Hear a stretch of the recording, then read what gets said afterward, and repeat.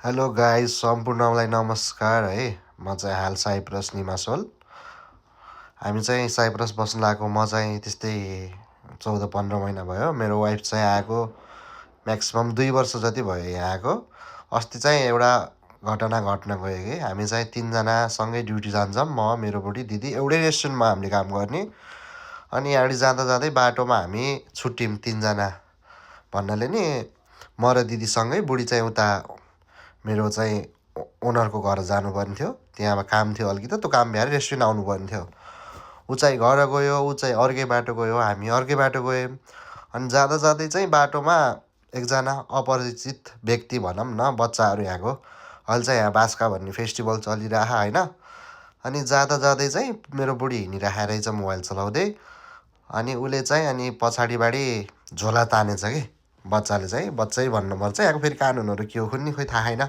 बच्चालाई कानुन लाउन केही लाउनु नहुन्छ। पछाडिबाटि चाहिँ झोला तानेरै, झोलाको हालत यस्तो छ, झोला चुडालेर। अनि उसँग भएको पैसा थियो अलिअलि नेपाली, त्यही 30,000 रुपियाँ थियो नेपाली। यहाँको युरो थियो त्यही 130 युरो जति। चोरेछ है। ल झोला तान्यो पहिला, अनि मेरो बुढीले पनि झोला तानेछ। अब यहाँको मान्छेहरू फेरि त्यति सहयोग गर्ने खाले चाहिँ हुन्न क्या। अब मेरो बुढीले चिच्चाएछ त्यति बेला। नेपाली दिदी हुनुहुँदो रहेछ एकजना। फेरि त्यति बेला म ठ्याक्क मेरो काममा बिजी थिएँ कि एकदम। अनि म पनि बिजी थिएँ। अनि पछाडि चाहिँ यो झोला चाहिँ अनि मेरो बोसले थाहा पायो। मेरो बोस चाहिँ गइहाल्यो उत्तिखेरै। बोस र म सँगै काम गरिरहेको थिएँ रेस्टुरेन्टमा। मैले रेस्टुरेन्ट हेरेँ, अनि मेरो बोस चाहिँ गयो गाडी लिएर। मलाई केही भनेकै थिएन, मलाई त केही थाहा नै छैन त्यहाँ त्यस्तो भयो भन्ने। त्यो दिन चाहिँ ठ्याक्कै इन्टरनेट सिद्धिएको थियो कि मेरो बुढीको चाहिँ।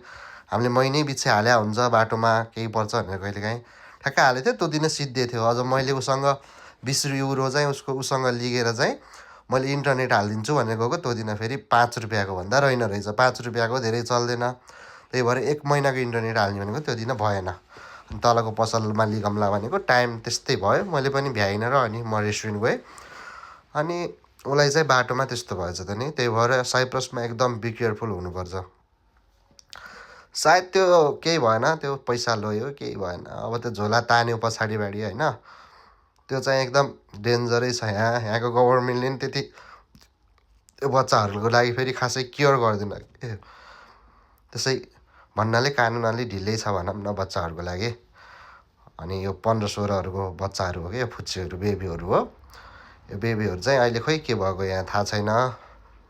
त्यस्तो गऱ्यो। त्यही भएर बाटोमा हिँड्दा आफ्नो झोलाहरू र आफ्नो पर्सहरू चाहिँ एकदम बी केयरफुल भएर हिँड्नु होला है।